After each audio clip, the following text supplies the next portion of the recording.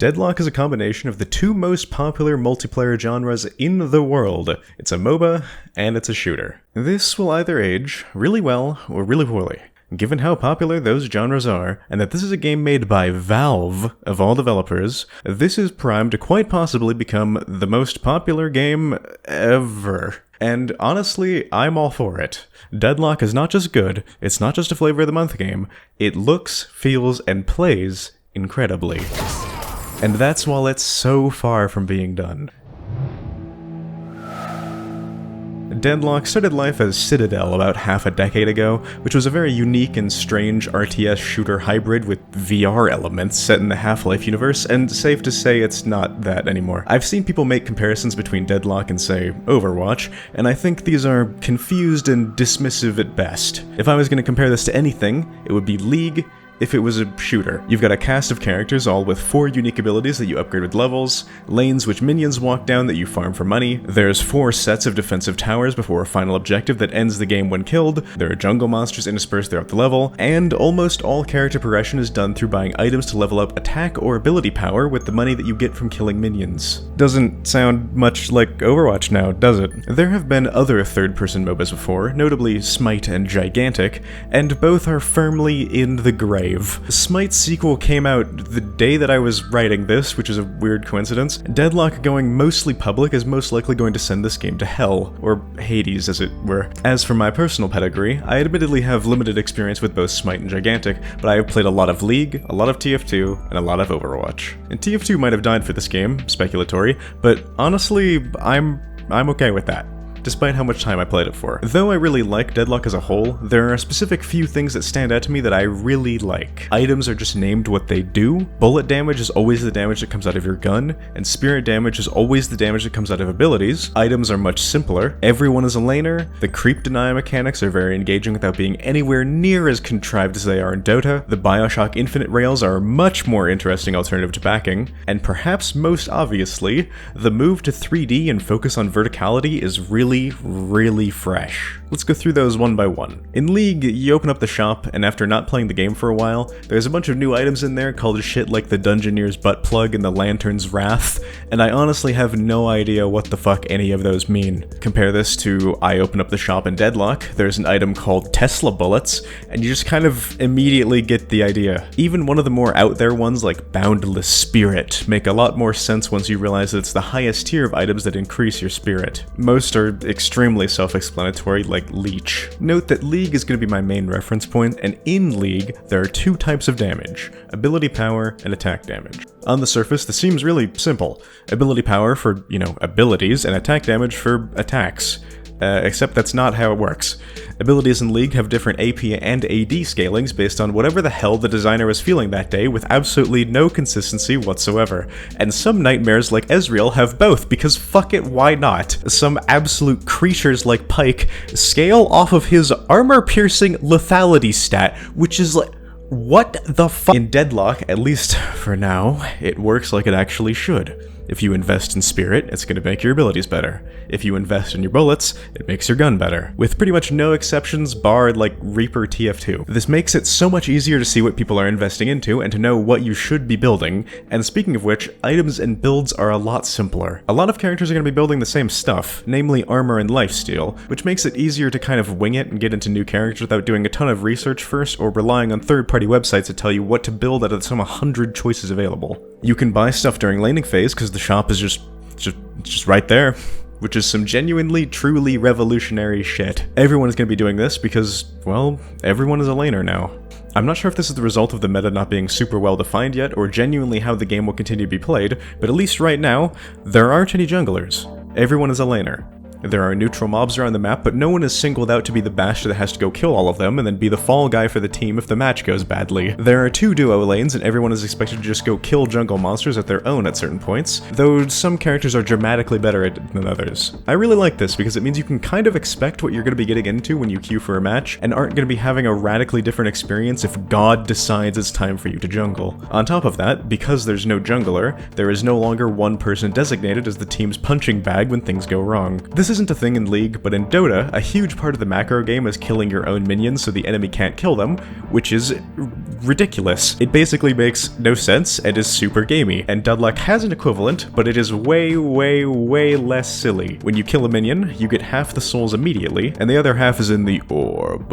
It'll go to you automatically if it's left untouched for a couple seconds, but in that time, either team can shoot it and secure the money instantly. This makes laning phase really engaging, especially because when minions die to other minions, there's a second-long buffer where you can still claim the soul for yourself, something that other MOBAs should really have. Each lane has New York public transport down it, which lights up for one team or the other based on how far that team's minions are down that lane.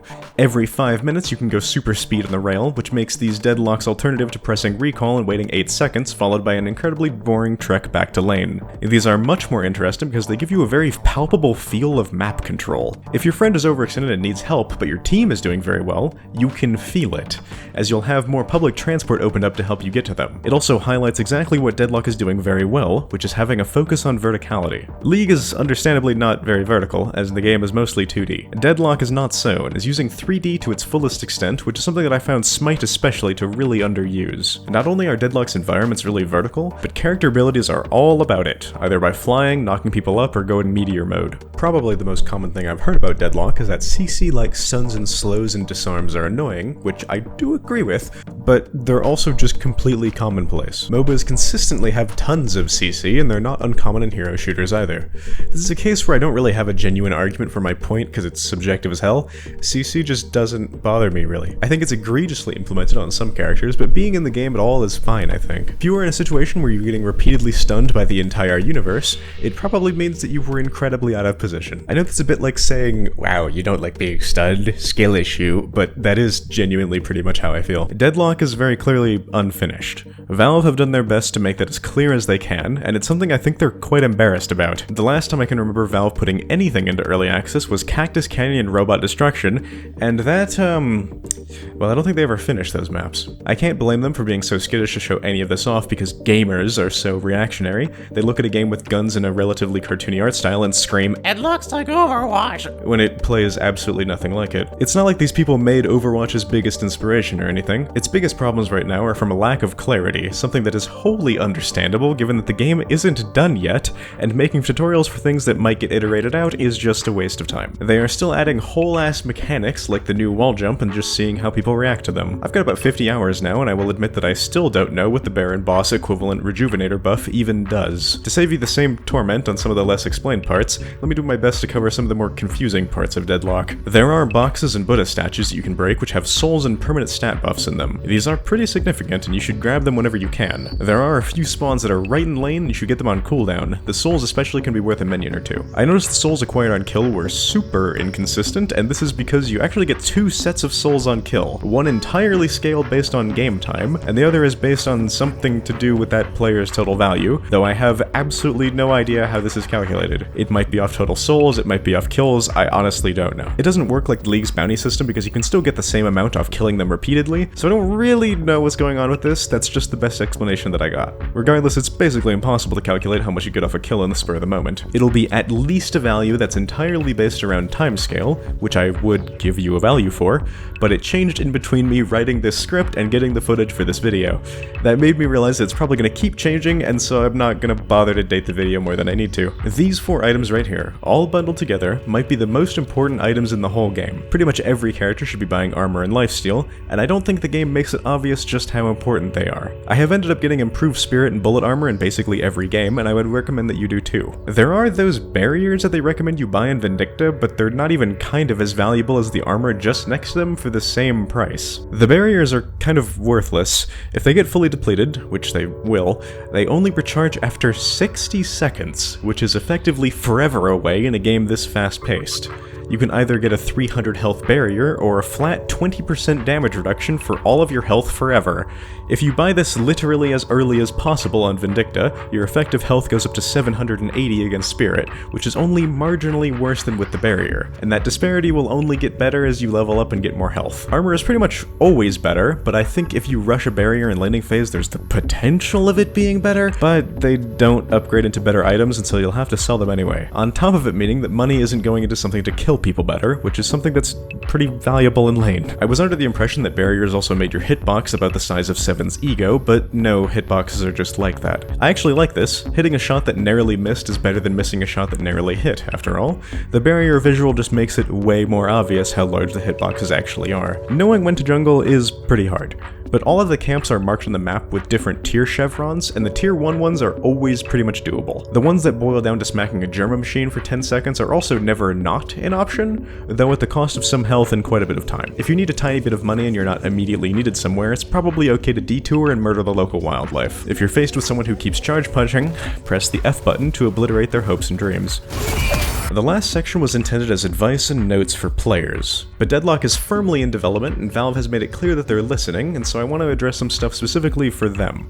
The Guardians and objectives in general are not really dangerous at all, to a degree that I'm not sure if it's intentional or not. The Guardians are always damageable if they're attacking something, so past 20 minutes you can kind of walk up on any Guardian in the game and just force it into a shallow grave. I wouldn't think this was out of place if they were exclusively tier 1 towers, but they're also the base Guardians and they evaporate just as easily. I don't think this would stand out if the tier 2 walkers weren't so scary. So there's this weird imbalance where it goes easy and then hard and then easy again. The tier 1 patron that comes afterwards is also oddly underwhelming, though I don't think that is as much of a problem as the 2 base Guardians. You probably should need a minion wave to take these and shouldn't be able to just walk up on them and engage in fisticuffs. I also wish lane lasted longer. Right now, especially in a duo lane, if you die, your Guardian is probably gone, which is a far cry from what I'm used to. I find laning in Deadlock to be really engaging, and I wish this portion of the game was more than 5 minutes long. Buffing the Guardians significantly would sort of hit 2 birds with 1 stone for me, making lane longer and making the base Guardians less of a joke. Last but not least is some notes on character balance. I don't think this is super valuable because it's all so bound to change, whereas the stuff with towers is a lot more core. Geist's snub-nosed Smith & Wesson feels more like she's waltzing around to the fucking DMR. It has the highest base damage by a goddamn mile, and it was firmly obliterating basically everyone that I looked at. Her 1 might also be the best ability in the entire game because it's so fast, it does an ungodly amount of damage, and it has such piddly VFX. The health cost on Geist's abilities is also completely insignificant. For a character that's supposed to be hurting themselves to deal damage,